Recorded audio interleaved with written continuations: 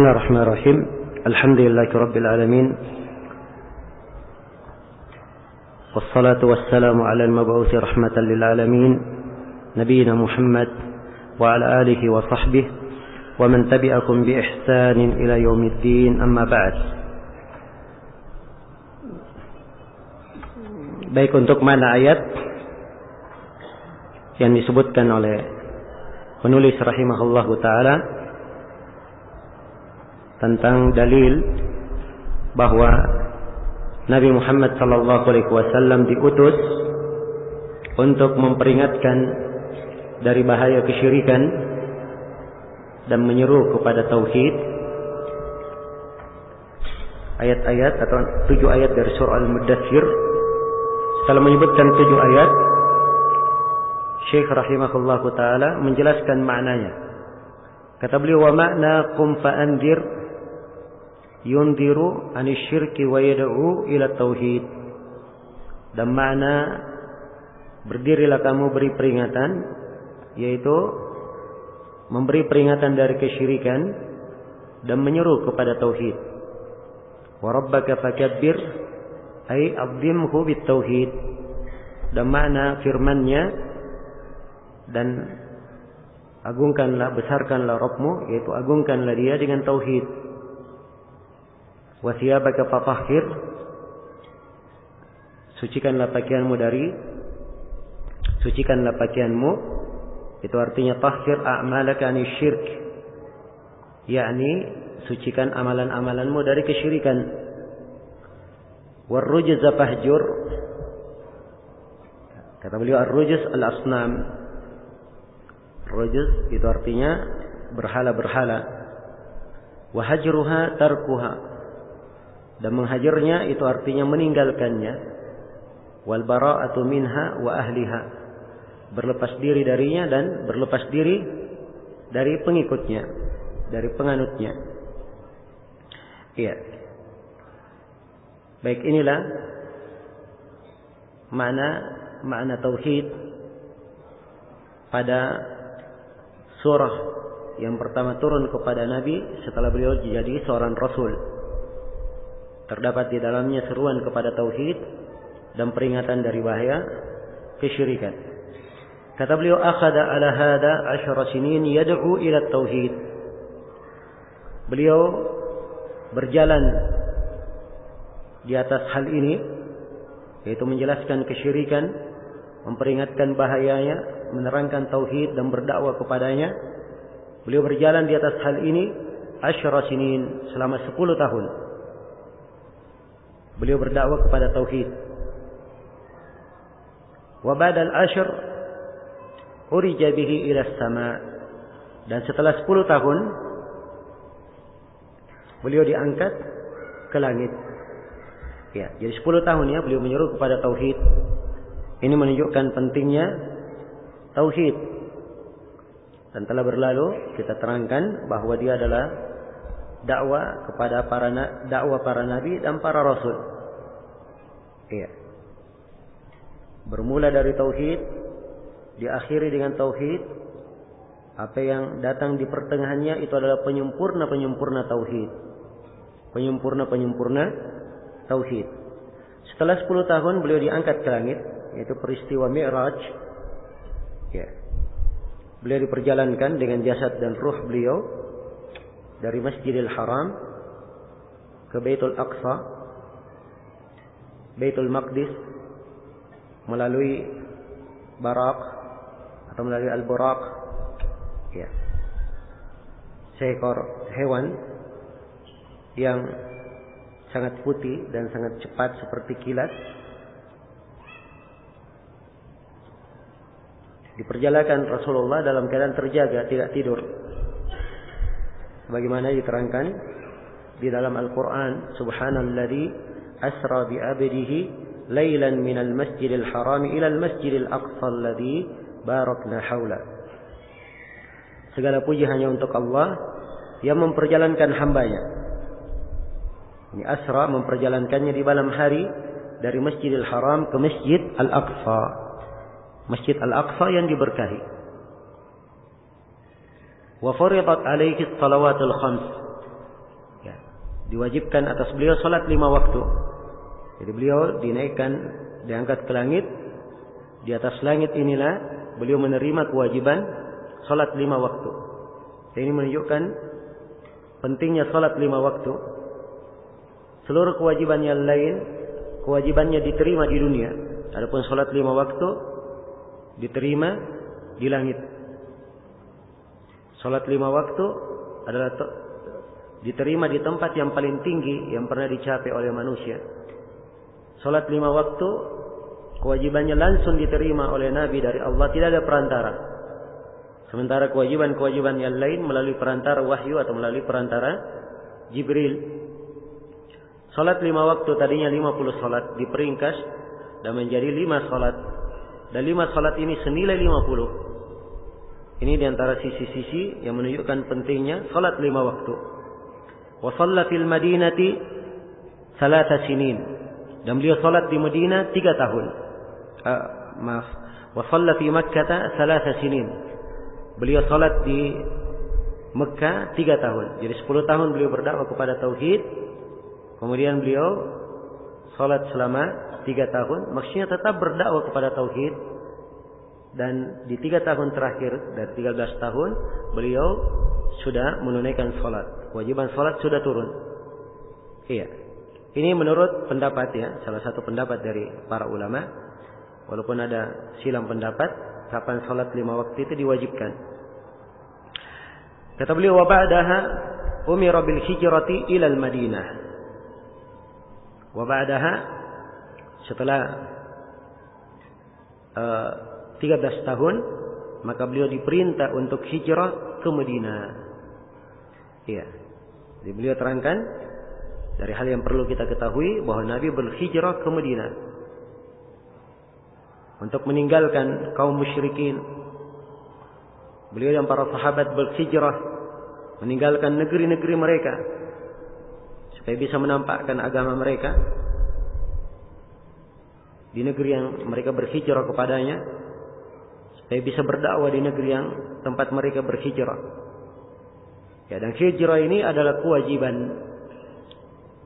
Adalah kewajiban. Karena itu Syekh menjelaskan tentang makna hijrah. Sebab ini dari hal yang penting untuk diketahui. Kata beliau, wal hijratu al-intiqalu min baladil syirki ila baladil Islam. Al-hijrah adalah berpindah dari negeri kesyirikan menuju kepada negeri Islam. Ya, hijrah secara bahasa artinya adalah at-tark, meninggalkan. Dan secara istilah, hijrah mempunyai makna umum dan punya makna khusus. Punya makna umum dan punya makna khusus. Ya, hijrah dengan makna umumnya itu artinya dia berpindah dari hal yang dibenci oleh Allah menuju kepada hal yang dicintai oleh Allah. Ini makna umumnya. Jadi masuk di dalamnya dia meninggalkan maksiat menuju kepada ketaatan. Masuk di dalamnya dia tinggalkan negeri kafir menuju kepada negeri Islam. Ya. Dan banyak lagi makna yang tercakup di dalamnya. Jelas ya? Ini hijrah dengan makna umum. Adapun makna yang disebut oleh Syekh di sini ini makna khusus. Ini makna khusus. Dan memang kalau sebuah ayat di dalam Al-Quran disebut kata hijrah, asalnya dia bermakna khusus. Itu asalnya. Bermakna berpindah dari negeri kafir ke negeri Islam. Ya, kecuali kalau ada dalil yang menunjukkan dengan makna umum. Seperti misalnya Nabi bersabda di dalam haditsnya, al-muhajiru man hajara ma nahallahu anhu. Seorang yang berhijrah itu adalah orang yang meninggalkan apa yang Allah larang darinya. Jadi ini hijrah dengan makna umum, disebut juga hijrah. Ya, hijrah yang beliau terangkan di sini dengan makna khusus, hijrah yang wajib. Kata beliau, al-intiqal min baladi syirki ila baladil Islam. Jadi dia berhijrah dari negeri kesyirikan menuju kepada negeri Islam. Negeri kesyirikan menuju kepada negeri Islam. Iya. Dan yang dihitung pada negerinya itu kadang dilihat kepada penduduknya kebanyakannya Islam atau tidak. Yang pertama, dan kadang dilihat kepada apa yang diterapkan di negeri itu, apakah kebanyakannya kesyirikan atau keislaman. Ya, ini dua hal berjalan di dalam penjelasan para ulama untuk menentukan ini negeri syirik, negeri kufur, atau dia adalah negeri Islam. Iya. Kemudian kata Syekh, wal hijrah fariidatun ala hadhihi al-ummah min baladi syirki ila baladi Islam wa hiya baqiyatun ila an taquma as-sa'ah. Dan hijrah hukumnya wajib atas umat ini. Hijrah yang bersifat berpindah dari negeri kesyirikan menuju kepada negeri Islam. Ya. Hijrah yang seperti ini adalah kekal hingga hari kiamat, tetap berjalan berlaku hingga hari kiamat. Jelas ya? Jadi ini beliau terangkan hukum hijrah. Bahwa hukum hijrah dari negeri kafir ke negeri Islam, dia adalah hukum yang terus berlaku hingga hari kiamat. Iya, hingga hari kiamat. Adapun Nabi setelah beliau menaklukkan Makkah, beliau berkata la hijrah ba'dal fath. Tidak lagi hijrah setelah Makkah ditaklukkan. Maka ini maksudnya Makkah sudah berubah menjadi negeri Islam, tidak lagi kesyirikan di situ. Jelas ya? Sudah berubah menjadi negeri Islam. Ya. Karena dia sudah berubah menjadi negeri Islam, maka tidak ada lagi apa? Hijrah. Adapun bentuk berpindah dari negeri kesyirikan ke negeri Islam, ini berlaku hingga hari kiamat. Iya. Wa dalilu qauluhu ta'ala, dan dalilnya adalah firman Allah Ta'ala, dalil tentang wajibnya hijrah. Firman Allah Ta'ala, innal ladzina tawaffahumul malaikatu zalimi anfusihim qalu fima kuntum qalu kunna mustad'afina fil ard qalu alam takun ardullahi wasi'atan fatuhajiru fiha faulaika ma'wahum jahannam wa sa'at masira illa almustad'afina minar rijali wan nisa'i wal wildan la yastati'una hilatan wa la yahtaduna sabila faulaika 'asallahu an ya'fuwa 'anhum wa kana Allahu 'afuwan ghafura. Allah berfirman, sesungguhnya orang-orang yang diwafatkan oleh para malaikat dalam keadaan menzalimi diri-diri mereka. Ini orang-orang yang meninggal dalam keadaan tidak berhijrah. Allah sifatkan bahwa mereka meninggal dalam keadaan menzalimi diri-diri mereka.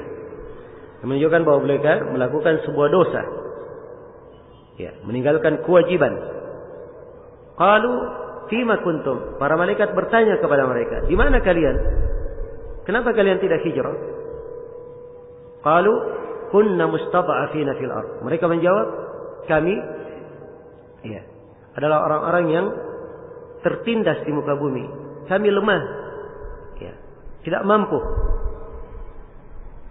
Qalu, maka malaikat berkata, alam takun ardullahi wasi'atan fatuhajiru fiha? Bukankah bumi Allah itu luas?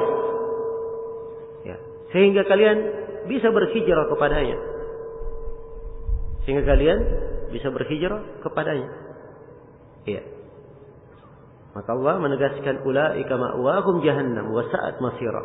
Mereka ini tempat tinggalnya neraka jahannam, dan itu adalah sejelek-jelek tempat kembali. Perhatikan, diancam dengan neraka jahannam.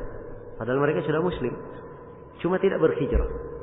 Menunjukkan tidak berhijrah dari negeri kafir ke negeri Islam, ini adalah dosa besar. Sekaligus ini menunjukkan wajibnya berhijrah dari negeri kafir ke negeri Islam bagi siapa yang memiliki kemampuan. Karena itu diperkecualikan dalam ayat illal mustad'afina minar rijali wan nisa'i wal wildani la yastati'una hilatan wa la yahtaduna sabila. Kecuali mereka yang lemah dari kalangan laki-laki, perempuan, anak-anak kecil yang tidak mempunyai hilah, tidak punya cara untuk menghindar. Dia ingin pergi tapi tidak mampu keluar karena ditahan oleh orang-orang kafir. Tidak mampu keluar karena tidak memiliki perbekalan. Tidak mampu keluar karena kalau mereka keluar berhijrah, keluarganya akan mendapatkan akibatnya. Misalnya. Demikian pula para perempuan dan anak-anak kecil, mereka ini dianggap tidak mampu berhijrah. Ya. Maka yang seperti ini Allah berfirman ulaika asallahu ayyafu anhum. Mereka ini Allah telah memaafkan mereka. Wa kana Allahu 'afuwan ghafura. Dan Allah Maha Pengampun lagi Maha Penyayang. Baik. Maka ayat ini tegas sekali menunjukkan wajibnya hijrah. wajibnya berhijrah dari negeri kafir ke negeri Islam. Karena itulah siapa yang berada di negeri kafir, di negeri syirik, ya, hendaknya wajib dia berhijrah. Dan seorang muslim yang tinggal di negeri Islam tidak boleh dia berhijrah ke negeri syirik. Tidak boleh dia mendatangi negeri kekafiran, kesyirikan. Iya. Jelas ya? Karena itu melakukan perjalanan ke negeri kafir itu tidak diperbolehkan oleh para ulama berdasarkan ayat. Dan ini termasuk hal yang banyak manusia bergampangan di dalamnya, melakukan perjalanan ke negeri-negeri kafir, ya, bergampangan di dalam hal ini. Padahal hal yang seperti ini tidak diperbolehkan kecuali kalau ada hajat, ada keperluan, seperti dia berobat dan semisal dengannya. Ya. Adapun kalau dia ingin masuk ke negeri kafir dengan maksud hajat yang lainnya, maka disyaratkan oleh para ulama beberapa syarat. Yang pertama, dia harus memiliki ilmu yang bisa membentenginya dari syubhat. Nah, orang-orang kafir biasa ya, menghina Islam, menyampaikan ucapan-ucapan, maka dia harus memiliki ilmu yang dengannya dia bisa menjaga dirinya dari syubhat, kerancuan yang diberikan oleh orang kafir. Kemudian yang kedua, dia harus punya dari keagamaan yang bisa menahannya dari syahwat. Ya. Sebab mereka hidup tidak ada aturan. Hidup tidak ada aturan. Ya. Hidup penuh dengan kemaksiatan, penuh dengan kenistaan. Maka seorang yang masuk di tengah mereka harus punya agama yang bisa menahannya dari syahwat. Ya. Kemudian syarat yang ketiga, dia kalau berada di negeri kafir, dia mampu menegakkan agamanya, menampakkan siar-siar Islam. Ya. Kalau ini 3 syarat terpenuhi, silahkan dia melakukan perjalanan ke negeri kafir kalau ada keperluan. Tanpa 3 syarat ini, maka hal itu tidak diperbolehkan bagi seorang muslim maupun muslimah. Juga di antara dalil wajibnya hijrah, qauluhu ta'ala, firman Allah Ta'ala, ya ibadiyalladzina amanu inna ardi wasi'atun fa iyaya fa'budun. Wahai hamba-hambaku yang beriman, sesungguhnya bumiku itu luas, maka kepadakulah hendaknya kalian beribadah. Iya. Qala al-Baghawi, berkata al-Baghawi, sababu nuzuli hadhihi al-ayah fil muslimina alladhina di Makkah lam yuhajiru nadakumullahu bi ismil iman. Ya, berkata al-Baghawi, sebab turunnya ayat ini, ya, al-Baghawi Al-Husain bin Mas'ud, ya, salah seorang ahli tafsir, yang kata Ibnul Qayyim tafsirnya disepakati oleh ulama, diterima. Al-Baghawi ini rahimahullah menjelaskan bahwa ayat ini turun menerangkan tentang kaum muslimin yang lemah berada di Mekah, tertindas. Mereka tidak berhijrah ke Madinah. Maka Allah memanggil mereka dengan penamaan keimanan. Ya, ya ibadiyalladzina amanu, wahai hamba-hambaku yang beriman, dipanggil dengan keimanan. Sebab itu konsekuensi dari keimanan dia berhijrah dari negeri kafir ke negeri Islam. Ya. Itu ayat dalil dari apa? Dari Al-Quran. Sekarang beliau akan membawakan dalil hijrah dari hadits Rasulullah sallallahu alaihi wasallam. Kata beliau, "Wad-dalilu 'ala al-hijrah min as-sunnah qauluhu sallallahu alaihi wasallam, la tanqati'u al-hijrah hatta tanqati' at-taubah, wa la tanqati'u at-taubah hatta tattali' asy-syams min maghribiha." Rasulullah sallallahu alaihi wasallam bersabda, hijrah tidak akan terputus hingga taubat terputus. Ya. Dan taubat tidak akan terputus hingga matahari terbit dari arah apa? Barat. Baik. Ini hadits dikeluarkan oleh Abu Daud, ya, menunjukkan bahwa hijrah tidak akan terputus kecuali kalau taubat sudah terputus. Sedangkan taubat itu terbuka, pintu taubat terbuka hingga hari kiamat. Iya, hingga hari kiamat. Sebab taubat berakhir bagi seorang hamba waktu akhirnya itu kalau sudah nyawa sudah sampai di tenggorokan, itu waktu akhir. Atau matahari sudah terbit dari arah barat, bukan lagi dari arah timur, terbit dari arah barat. Itu baru tidak bermanfaat taubat. Maka hijrah terus berlaku terus berlaku dan berjalan. Iya. Baik. Selesai sudah Syekh di sini menjelaskan tentang hijrah. Kemudian beliau menerangkan, "Falamma istaqarra bil Madinah, umira bi baqiyati syara'il Islam." Begitu Nabi menetap di Madinah, beliau diperintah dengan syariat-syariat Islam yang lainnya. Mislis salat, mislis zakati was saumi, wal hajji wal adani wal jihadi wal amri bil ma'ruf wal nahyi anil munkar wa ghairi dzalika min syara'il Islam. Ya, beliau diperintah dengan syariat yang lainnya seperti zakat, puasa, haji, adzan, jihad, amar ma'ruf, nahi munkar dan selainnya. Ya. Dan ini menunjukkan bahwa tidak ada jihad dengan tangan di mana? Di Mekah. Yang ada adalah jihad dengan lisan, dengan hujjah. Ataupun dengan tangan dilarang di Mekah sebab kaum muslimin lemah. Iya. Dan di Madinah pun itu jihad tidak langsung diwajibkan, tapi secara bertahap kewajibannya. Ini menunjukkan bahwa syariat jihad itu tergantung kondisi dan keadaan kaum muslimin. Iya. Di kondisi dia lemah, mereka lemah, maka yang paling afdalnya adalah jihad dengan lisan, jihad dengan hujjah dan argumen. Di kondisi mereka kuat, maka afdal berjihad dengan pedang dan dengan kekuatan. Iya. Kata beliau, akhadha ala hadha 10 sinin. Ya, beliau pun 10 tahun di atas hal ini, menyuruh kepada syariat. Ya. Jelas ya? Dan bukan artinya tidak ada dakwah tauhid, enggak. 23 tahun semuanya dengan tauhid. Dan syariat-syariat ini adalah penyempurna tauhid. Jelas ya? Penyempurna tauhid. Wa ba'daha tuwfiya. Ya, salatullahi wa salamuhu alaihi. Setelah itu Nabi SAW meninggal. Ya, setelah 10 tahun agama telah sempurna. Allah menurunkan firman-Nya, "Al-yawma akmaltu lakum dinakum wa atmamtu alaikum ni'mati wa raditu lakumul Islam dinan." Pada hari ini telah kusempurnakan agama kalian, telah kucukupkan nikmatku atas kalian dan saya telah ridha Islam sebagai agama kalian. Dan ini ayat turun di hari Jumat, di hari Arafah. Nabi sedang berkhutbah di Arafah. Turun di musim haji, di bulan haji, di negeri Mekah. Ya, di negeri Mekah. Ya, turun di saat semuanya adalah waktu, tempat yang sangat diagungkan di dalam agama. Sangat diagungkan di dalam agama. Inilah ayat yang menutup dan menjelaskan sempurnanya agama. Sehingga tidak ada satu perkara apapun kecuali agama telah menjelaskan. Tidak ada satu perkara apapun kecuali agama kecuali agama menjelaskannya. Karena itu Syekh di sini menjelaskan, menerangkan, kata beliau, "Wadinuhu baqin." Ya betul, Nabi sudah meninggal, tapi agamanya tetap kekal. Wa hadha dinuhu, dan inilah agamanya.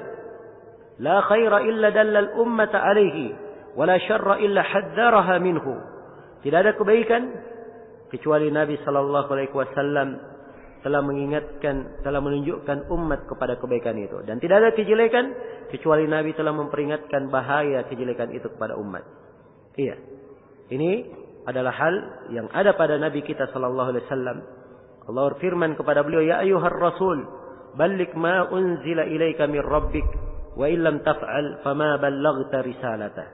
Wahai Rasul, sampaikanlah apa yang diturunkan kepada engkau dari Rabb kalian. Kalau engkau tidak menyampaikannya, maka apabila engkau tidak melakukannya, engkau tidak dianggap menyampaikan kerasulan, tidak menyampaikan risalahnya.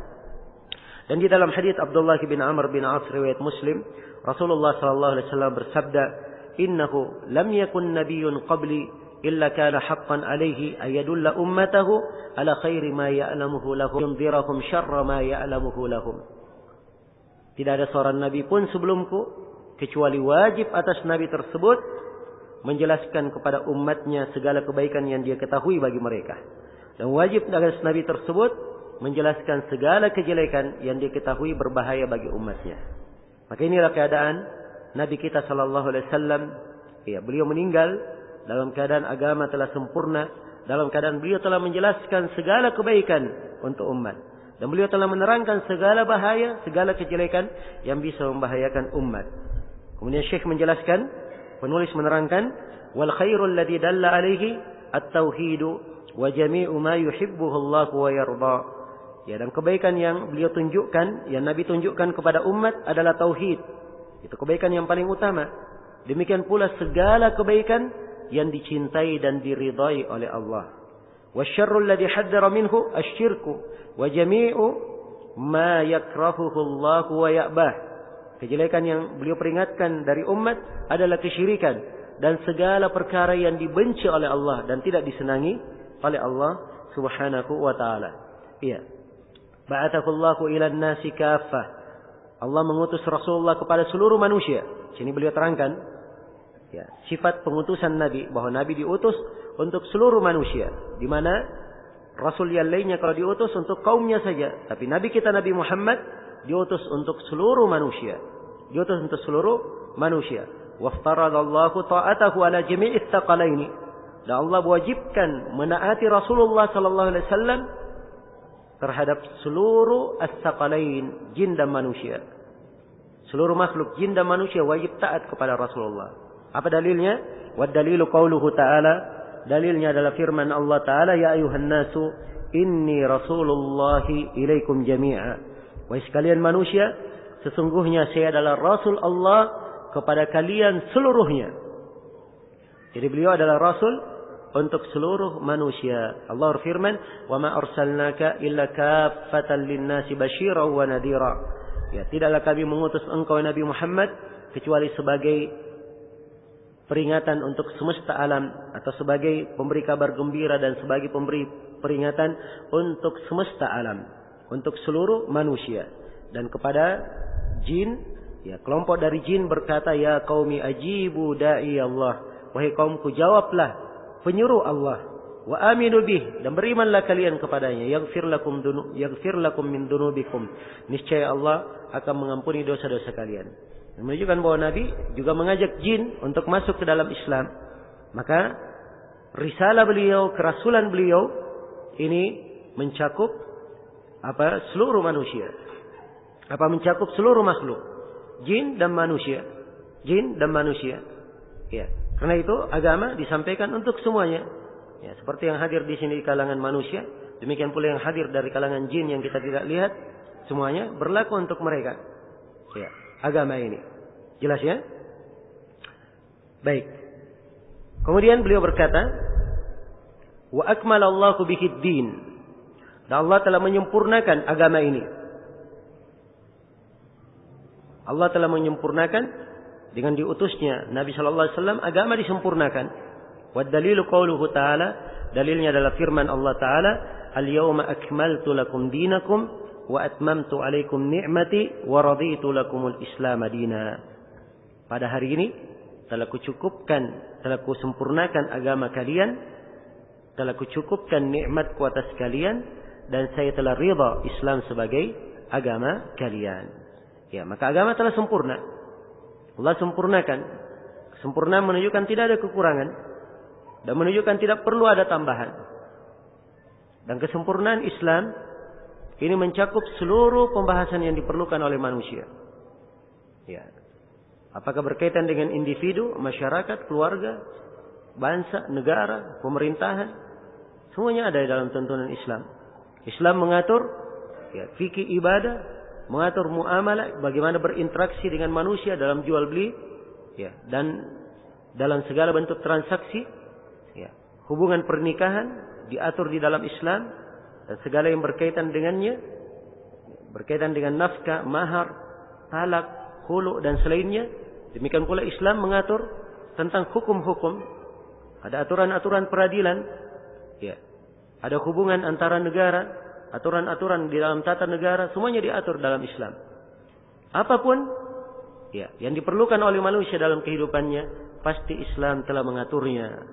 Allah berfirman, "Ma farratna fil kitabi min syai'." Kami tidak pernah mengalfakan sesuatu apapun penyebutannya di dalam Al-Qur'an.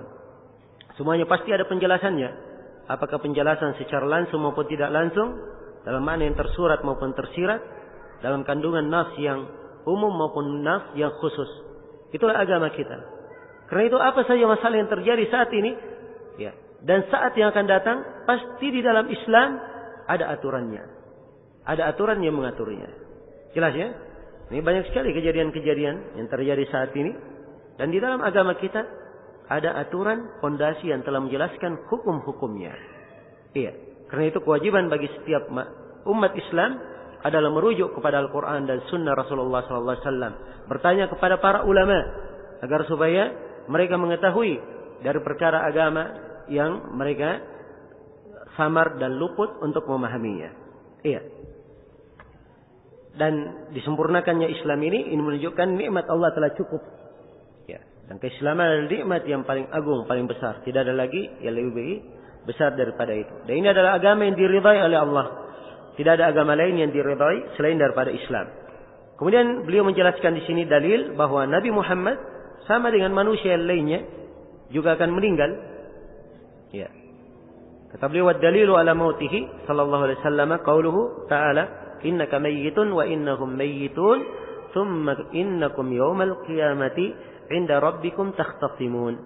Sungguhnya engkau Nabi Muhammad akan meninggal dan mereka semuanya akan meninggal. Kemudian kalian pada hari kiamat akan menyelesaikan perselisihan kalian di sisi Rabb kalian. Ya, ini firman Allah kepada Rasulnya, engkau akan meninggal, demikian pula mereka, seluruh makhluk. Ya. Dan mereka yang menentang engkau, yang mendebat engkau, itu semuanya akan menyelesaikan perselisihannya kelak di kemudian hari tatkala menghadap kepada Allah. Maka ini ketentuan bahwa setiap jiwa pasti akan meninggal. Kullu nafsin dha'iqatul maut. Setiap jiwa akan merasakan kematian. Iya. Setiap jiwa pasti akan merasakan kematian. Dan ini sudah merupakan ketentuan dari Allah Subhanahu wa taala. Maka Rasulullah juga manusia, meninggal. Kalau beliau sudah meninggal sama dengan yang lainnya. Ya. Bukan tempat berdoa. Bukan tempat dilakukan doa kepadanya, sebab beliau sama dengan hamba yang lainnya, perlu kepada rahmat Allah dan pengampunan Allah. Dan itu bukan dari hak Rasulullah sallallahu alaihi wasallam. Ya. Itu dari hak Allah Subhanahu wa taala mengabulkan doa. Kemudian kata beliau, "Wan nasu idza matu yub'atsun." Dan manusia kalau meninggal, mereka akan dibangkitkan. Syekh karena beliau menyinggung ya, Nabi meninggal, ya, tentunya ada kebangkitan. Nah, ini beliau terangkan tentang kebangkitan. Ya. Jadi manusia kalau meninggal akan dibangkitkan. Ini peringatan ya bahwa setiap hamba akan mempertanggungjawabkan apa yang akan dia kerjakan di dunia. Bukan dia meninggal berlalu begitu saja. Tidak ada hari setelahnya. Tidak ada kehidupan kekal abadi. Ya. Itulah yang merupakan penentunya. Dia menjadi penghuni neraka atau penghuni sorga. Tergolong orang yang beruntung atau tidak. Wa dalilu qauluhu ta'ala minha khalaqnakum wa fiha nu'idukum wa minha nukhrijukum taratan ukhra. Dalil bahwa manusia akan dibangkitkan, firman Allah Ta'ala, darinya lah ya, dari tanah maksudnya kami menciptakan kalian, dan pada tanah kami mengembalikan kalian, semuanya akan dikubur. Wa minha, dan darinya pula, dan dari kubur itu nukhrijukum taratan ukhra, kami akan bangkitkan kalian untuk kali keduanya. Wa qauluhu ta'ala, dan juga dalil yang lain firman Allah Ta'ala, wallahu ambatakum minal ardi nabata thumma yu'idukum fiha wa yukhrijukum ikhraja. Allah yang akan menumbuhkan kalian dari bumi seperti tanaman yang akan dibangkitkan, kemudian akan mengembalikan kalian padanya, kemudian mengeluarkan kalian lagi dengan sebenar-benar pengeluaran. Jadi kembali akan dibangkitkan pada hari kiamat. Kemudian kata beliau, wa ba'dal ba'd muhasabuna wa majziyuna bi a'malihim. Dan setelah hari kiamat mereka semua akan dihisab. Ya, wa majziyuna, dan akan dibalas bi a'malihim, akan dibalas dengan tergantung amalan yang mereka lakukan. Ya, kalau amalannya baik, baik pula yang dia dapatkan. Kalau amalannya jelek, jelek pula yang akan dia dapatkan. Wa dalilu qauluhu ta'ala, dalilnya adalah firman Allah Ta'ala, liyajziyal ladzina asa'u bima 'amilu wa yajziyal ladzina ahsanu bil husna. Allah akan membalas orang yang berbuat jelek sesuai dengan amalannya, dan Allah akan membalas orang yang berbuat baik dengan kebaikan pula. Kemudian kata Syekh rahimahullah, wa man kadzdzaba bil ba'si kafar. Dan siapa yang mendustakan hari kebangkitan, hukumnya dia kafir. Siapa yang mendustakan hari kebangkitan, maka dia adalah apa? dia adalah kafir. Ini sebenarnya pembahasan hari kebangkitan. Ini keterkaitannya di pembahasan hari kiamat. Tapi Syekh di sini menyinggungnya, ya sebab sebagai tahap penyempurna dan sudah berlalu ya, bahwa ini karena ada munasabah. Ya beliau membawakan dalil bahwa Nabi akan meninggal dan semuanya akan dibangkitkan, maka beliau sekalian yang menyinggung pembahasan bahwa ya akan ada hari kebangkitan, ada hisab, dan siapa yang mengingkari hari kebangkitan maka dia adalah kafir. Dalilnya adalah firman Allah Ta'ala, wa dalilu qauluhu Ta'ala, za'ama alladhina kafaru an la yub'atsu qul bala wa rabbi latub'atsunna thumma latunabba'unna bima 'amiltum wa dzalika 'ala Allahi yasir. Orang-orang kafir menyangka bahwa mereka tidak akan dibangkitkan. Ini sangkaan orang-orang kafir. Adapun muslim tidak ada sangkaan seperti itu. Seorang muslim yang selalu dia pikir apa yang akan dia pertanggungjawabkan ketika dia menghadap kepada Allah. Seorang muslim. Tapi kalau kafir, dia memikirkan, dia menyangka tidak akan dibangkitkan. Qul bala wa rabbi. Katakan ya Muhammad. Ya. Bahkan kalian akan dibangkitkan demi Allah, demi Rabbku. Ya. La tub'atsunna, sungguh kalian akan dibangkitkan. Tsumma latunabba'unna bima 'amiltum. Kemudian kalian akan diberitahu amalan yang kalian lakukan. Wa dzalika 'ala Allahi yasir. Dan hal tersebut bagi Allah Subhanahu wa taala adalah hal yang sangat mudah. Sangat mudah sekali membangkitkan kalian. Penciptaan kalian di awal kali itu lebih sulit.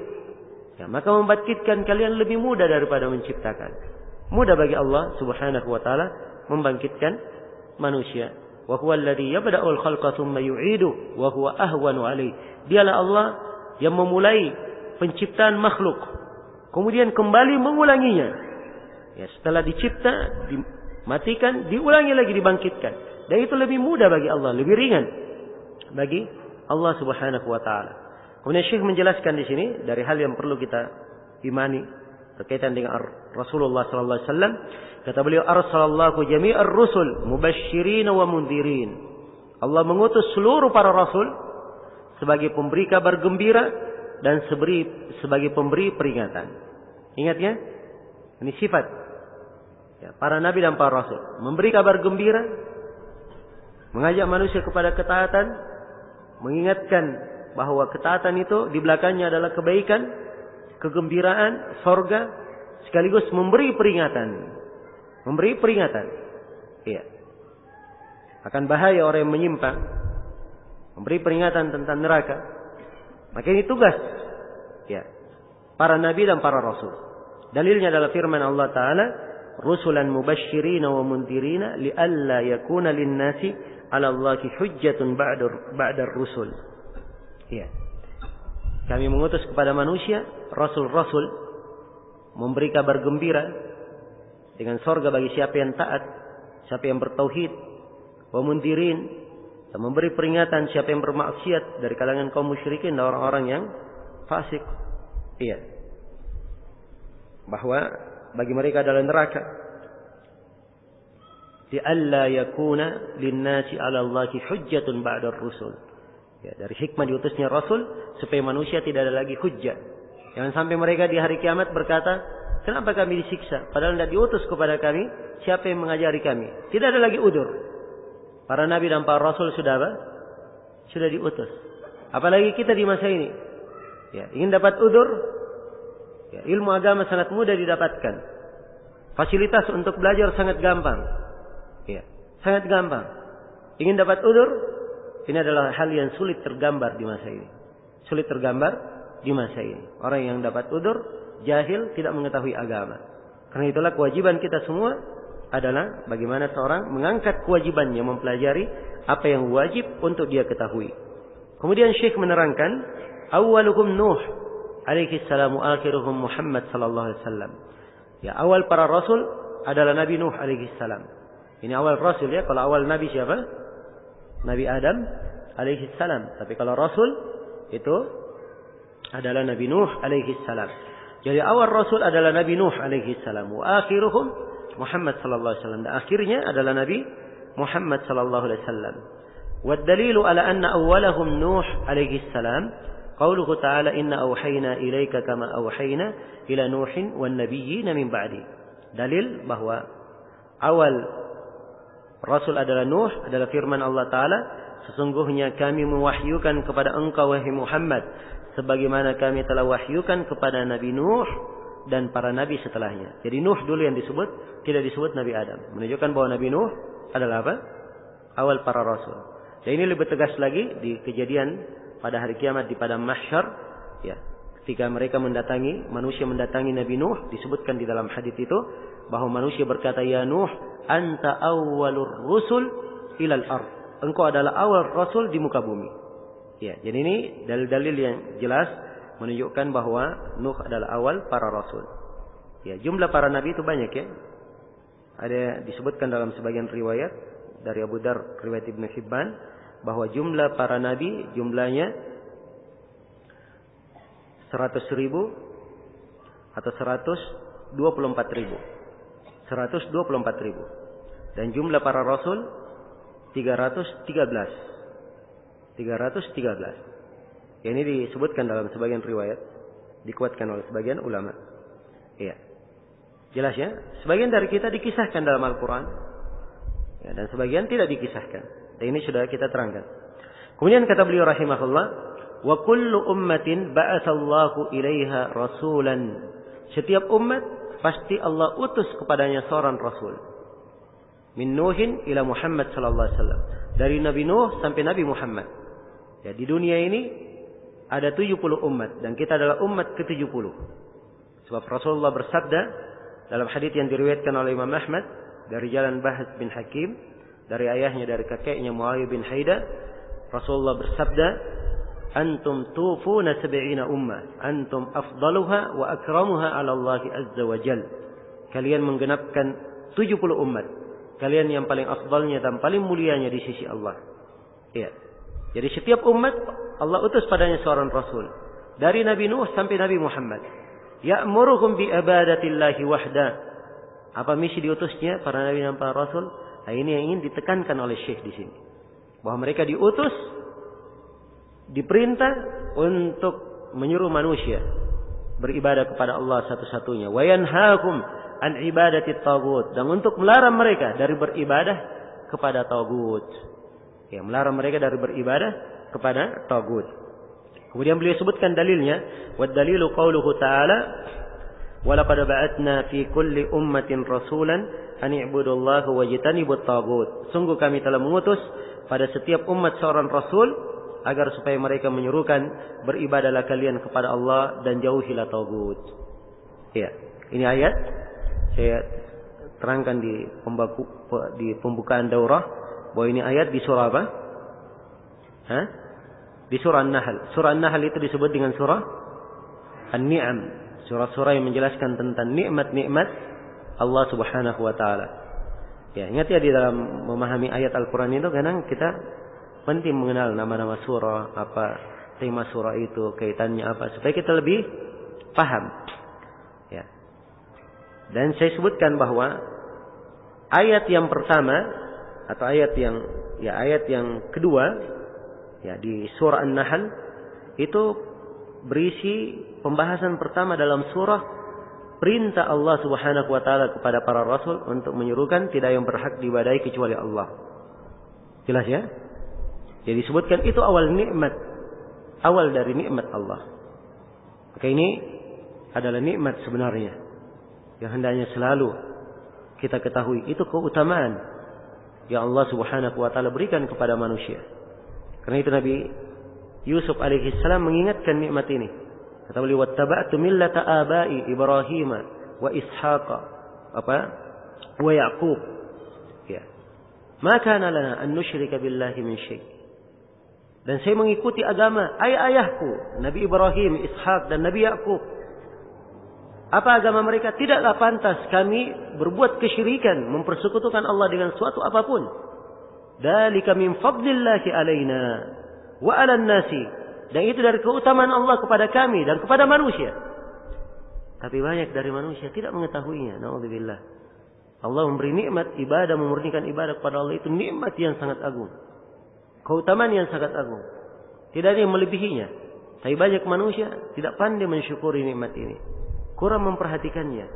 Karena itulah mempelajari tauhid sebenarnya nikmat bagi seorang hamba, apalagi dia sering dan banyak mengulanginya.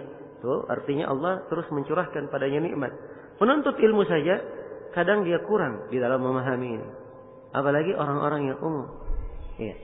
Maka kewajiban umat ini, ya, hendaknya mereka selalu mengingat makna tauhid dan meninggalkan kesyirikan. Dan subhanallah, untuk melihat di sini, Syekh setiap kali ada kesempatan pasti beliau akan singgung tentang tauhid dan beliau akan terangkan bahaya kesyirikan. Sebab sebenarnya ini pokok dari agama. Iya. Setelah beliau membawakan ayat bahwa setiap nabi dan rasul diutus untuk menyuruhkan ibadah itu hanya kepada Allah dan menjauhi, ya, segala tagut, maka beliau pun menjelaskan di sini tentang tagut. Tagut itu apa? Iya. Apa kewajiban kita menyikapi tagut? Iya. Kata beliau rahimahullah, "Waftaradallahu ala jami'il ibadi al-kufra bit-taguti wal iman billah." Allah telah wajibkan kepada seluruh hamba untuk kafir kepada tagut dan beriman kepada Allah. Ini Allah wajibkannya terhadap seluruh umat untuk kafir kepada tagut, ya, dan beriman kepada Allah. Syekh akan menyebutkan ayatnya, akan menyebutkan ayat bahwa ini adalah diwajibkan. Ya. Setelah beliau terangkan ini kewajiban, maka sekarang beliau akan memberikan definisi apa itu tagut. Apa itu tagut? Ya. Maka beliau bawakan ucapan Ibnul Qayyim. Qala Ibnul Qayyim rahimahullah. Ini Ibnu Qayyim Al-Jauziyah, seorang ulama masyhur, ya, dikenal dengan keilmuan, murid Syekhul Islam Ibnu Taimiyah rahimahullah. Ya. Kalau diringkas Ibnul Qayyim pakai alif lam, Al-Qayyim. Kalau dilengkapi namanya Al-Jauziyah, maka alif lam di Al-Qayyim dihilangkan. Jadi disebut Ibnu Qayyim Al-Jauziyah, dihilangkan alif lamnya. Ya, begitu ya cara menyebutnya. Jangan keliru. Ya, ini biasanya orang keliru di dalam penulisan, di dalam menyebut, ya, karena tidak memahami. Sebab Ibnul Qayyim ini ayahnya dia adalah orang yang merawat sebuah sekolahan atau perguruan, ya, madrasah yang disebut dengan Madrasah Al-Jauziyah. Dian Tegak, makanya disebut ayahnya Qayyim Al-Jauziyah. Ya, maka dia adalah anaknya si Qayyim Al-Jauziyah. Kalau diringkas Ibnul Qayyim. Jelas ya kalau diringkas. Kalau dilengkapi Al-Jauziyah maka tidak pakai alif lam. Ibnu Qayyim Al-Jauziyah. Baik. Ibnul Qayyim menyebutkan rahimahullah, at-tagut ma tajawaza bihil abdu haddahu min ma'budin aw matbu'in aw muta'. Tagut itu adalah, tagut artinya apa? Ya. Di sini Syekh menjelaskan ya mana tagut. Ya. Jadi tagut, ya, memang dari kata bahasa tagut itu hal yang melampaui memang. Hal yang melampaui. Dan Syekh di sini mendefinisikannya dengan definisi yang sangat indah. Ya. Banyak definisi dari para ulama mendefinisikan tagut, tapi ini definisi Ibnul Qayyim, definisi yang paling lengkap. Mencakup seluruh definisi yang lainnya. Ibnul Qayyim menyebutkan bahwa tagut, ya, ya, dari akar bahasa tagut itu dari kata tughyan. Dan begitu disighah dengan kata tagut, ya, maka dia mempunyai makna lebih. Ya, tughyan itu melampaui batas. Kalau disebut tagut, ini melampaui batas yang lebih daripada itu. Jelas ya? Jadi tagut kata beliau setiap perkara yang seorang hamba melampaui batasannya. Setiap perkara yang seorang hamba melampaui batasan di dalamnya. Apakah itu di dalam hal yang diibadahi, dia melampaui batas, atau dalam hal yang diikuti, matbu', atau dalam hal yang ditaati. Ya. Dalam hal yang ditaati. Ada yang diibadahi. Sebenarnya dia tidak pantas diibadahi. Dia sembah. Maka itu disebut apa? Tagut. Ada yang diikuti. Ya. Dia menyuruh kepadanya. Tidak pantas diikuti. Ya. Maka itu adalah bentuk dari tagut. Ada yang ditaati. Dia menaatinya dalam halal dan haram. Padahal halal dan haram itu datangnya dari siapa? Dari Allah. Ya, maka dia taati dalam hal tersebut, maka dia disebut tagut. Jelas ya? Karena itu kata Ibnul Qayyim, fa idza ta'ammalta tawaghital alam fa idza hiya la takhruju an hadhihi salata. Kata beliau, apabila engkau mencermati tagut-tagut yang ada di alam semesta ini, tidak ada yang keluar dari tiga ini. Ya, tidak ada yang keluar dari tiga hal ini. Ini definisi Ibnul Qayyim. Dan Syekh di sini memberikan 5 contoh tagut. 5 contoh tagut. Karena itu beliau berkata wat tawagid katsirun. Tauhid itu banyak. Ya. Tauhid itu banyak. Warusukum khamsa. Ya. Pentolan-pentolannya ada berapa? Ada 5. Ini pentolan tauhid ini yang disebutkan di sini. Yang pertama iblis, la'anahullah. Ya, ini yang pertama. Iblis, semoga Allah melaknatinya. Ya. Dan laknat itu artinya dijauhkan dari berkah Allah. Dijauhkan dari rahmat Allah. Ya, iblis ini tagut. Sebab dia memerintah untuk bermaksiat, mengajak manusia untuk kufur. Mengajak manusia untuk berbuat kesyirikan. Karena itu dia adalah pemimpin para tagut. Ini iblis. Kemudian yang kedua, man ubida wa huwa radin. Siapa yang diibadahi dan dia ridha. Ya, perhatikan ya syaratnya. Siapa yang diibadahi dan dia apa? Dia ridha. Ya. Jadi kalau mereka kaum musyrikin beribadah kepada Nabi, maka Nabi bukan tagut. Ya, sebab para Nabi itu tidak pernah ridha ada yang beribadah kepada mereka. Demikian pula orang-orang salih. Jelas ya? Tapi kalau seperti sekarang ini, kita melihat sebagian dari manusia, kadang dia merasa dirinya punya kelebihan, dianggap manusia sebagai kiai misalnya, atau dianggap di bawah garis keturunan Nabi, ya, atau sebagai wali. Ya. Dia mengajak manusia untuk menyembah dirinya. Sampai kadang sebagian, ya, dia membuka dirinya. Siapa yang ingin diberikan berkah, dia cuci tangannya supaya dibawa semua orang untuk jadi berkah. Ya. Minta untuk didoakan, ya, dan seterusnya. Ini tagut, dia menyuruh kepada manusia untuk beribadah kepada dirinya dan dia ridha. Itu jelas-jelas tagut. Jelas ya? Baik. Kemudian di antara tagut yang ketiga, man da'an nasa ila ibadati nafsih. Siapa yang menyuruh manusia untuk beribadah kepada dirinya sendiri. Diajak manusia untuk beribadah kepadanya, pada dirinya. Ini juga tagut. Yang keempat, man idda'a syai'an min ilmil ghaib. Siapa yang mengaku memiliki sesuatu dari ilmu gaib. Ya, kalau dia mengaku punya ilmu gaib, maka itu tagut. Dia melampaui batas. Ya. Ingat ya, bentuk pelampuan batas. Dan ini tagut. Ya. Sebab ya dia keluar dari batas yang Allah Subhanahu wa taala tetapkan. Ya, Allah telah menetapkan batas bahwa yang gaib itu hanya Allah yang mengetahuinya. Para rasul tidak mengetahui yang gaib kecuali apa yang Allah beritakan kepada mereka dengan izinnya. Jelas ya? Iya. Allah berfirman, "Qul la ya'lamu man fis samawati wal ardil ghaiba illa Allah." Katakanlah tidak ada yang di langit dan di bumi yang mengetahui yang gaib itu kecuali Allah. Kemudian yang kelima dari tagut, man hakama bi ghairi ma anzalallah. Siapa yang berhukum dengan selain apa yang diturunkan oleh Allah. Itu juga disebut tagut. Sebab dia melampaui batas.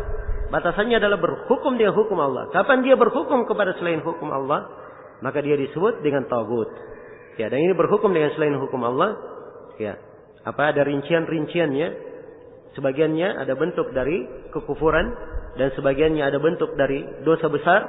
Dan siapa yang terpaksa, ya, di dalamnya kadang masuk dalam kategori orang yang mendapatkan udur. Iya, jelas ya? Dan ini termasuk pembahasan yang perlu dirinci. Ya, dan mudah-mudahan di pelajaran Nawaqidul Islam, Ustadz kita yang menjelaskannya akan menguraikan. Baik, beliau sekarang sudah menjelaskan tentang tagut, ya, dan 5 pentolannya. Sekarang beliau akan menerangkan dalil. Dalil yang menunjukkan wajibnya seorang hamba itu kafir kepada tagut.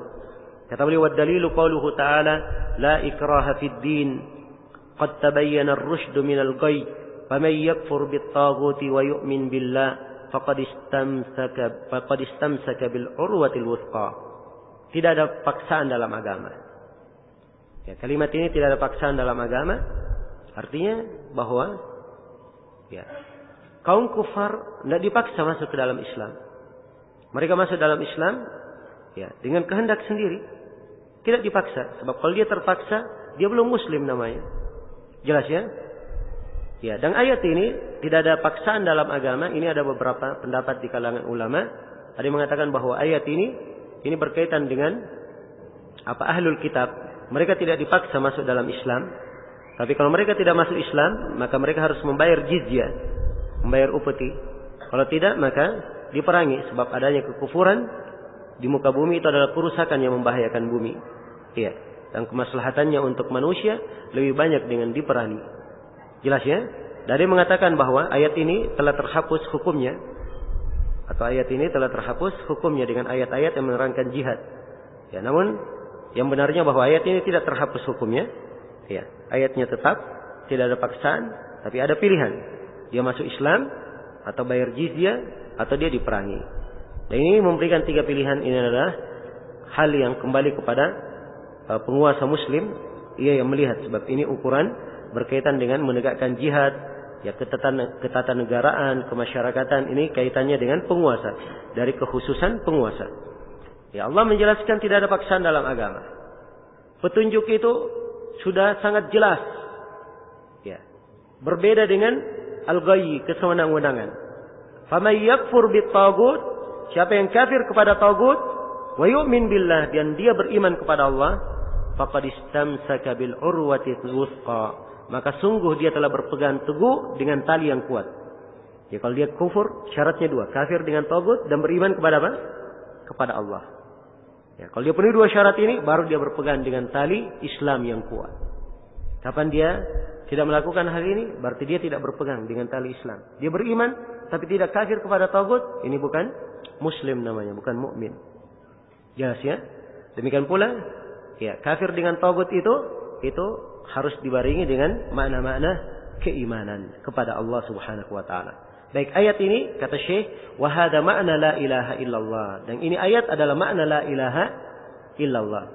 Ya, sebab makna la ilaha illallah adalah tidak ada yang berhak diibadahi kecuali Allah, terkandung di dalamnya an-nafyu, ya, berlepas diri dari segala yang diibadahi kecuali Allah dan menetapkan bahwa yang diibadahi itu hanyalah Allah. Kemudian beliau menutup buku ini dengan ucapan beliau, wa fil hadithi, dan di dalam hadis, ra'sul amri al-islam wa amuduhu as-salat wa darwatu sanamihi al-jihadu fi sabilillah. Ya, beliau menutup hadis dengan menutup buku ini dengan hadis bahwa Rasulullah bersabda, pokok perkara adalah keislaman. Ya, pokok perkara adalah keislaman. Beliau ingin membawakannya di sini, bahwa Islam itu, ya, pokok perkaranya, pokok dalam agama yang diperlukan oleh hamba adalah keislaman, benar keislamannya. Dan keislaman itu akan benar dengan apa yang diterangkan oleh Syekh tadi, dalam 3 landasan utama. Ini semua hal yang membenarkan keislaman seorang hamba. Karena itu beliau tutup dengan hadis ini untuk mengingatkan kandungan-kandungan dari pembahasan yang beliau telah jelaskan. Wa amuduhus shalah, ya, pondasi atau tiang pasak yang menyangga, bagikan bangunan ada tiang yang menyangganya, yang tiang yang menjaganya itu adalah salat. Ya, jadi kapan tidak ada salatnya, rubuh bangunannya. Wa darwatu sanamihi al-jihad, ya, dan puncak punuknya adalah jihad fisabilillah. Kalau entah ada punuk, puncaknya itulah jihad fisabilillah, yang paling tinggi. Ya, dan jihad ini punya banyak makna di dalam syariat kita. Ya, ada jihad bermakna dia memerangi dirinya sendiri, ya, memperbaiki dirinya. Ada jihad melawan syaitan, ada jihad melawan kaum munafikin, dan ada jihad melawan orang-orang kafir.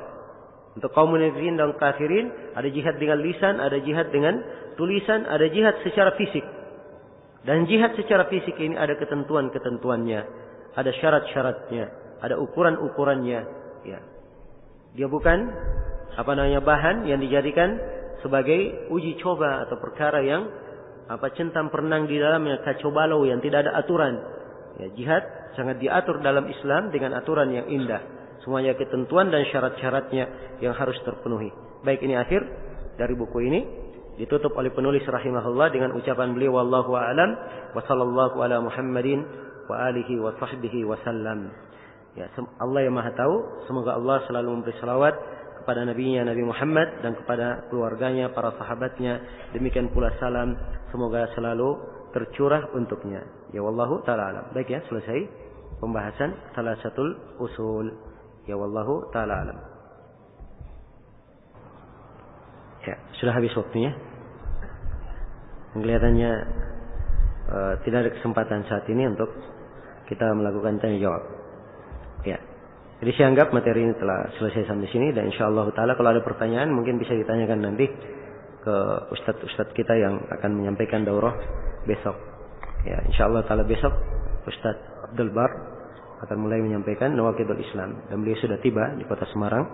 Insyaallah taala besok akan berjalan sebagaimana biasa. Baik, ini mungkin yang saya bisa sampaikan di acara daurah ini, dan saya berharap dan selalu bermohon kepada Allah Subhanahu wa taala semoga Allah memberikan keikhlasan kepada kita semua di dalam ucapan dan amalan. Dan semoga Allah Subhanahu wa taala mengokohkan kita di atas tauhid, menjadikan kita hamba-hamba dan tajam pandangan mata dan hatinya terhadap segala bentuk kesyirikan.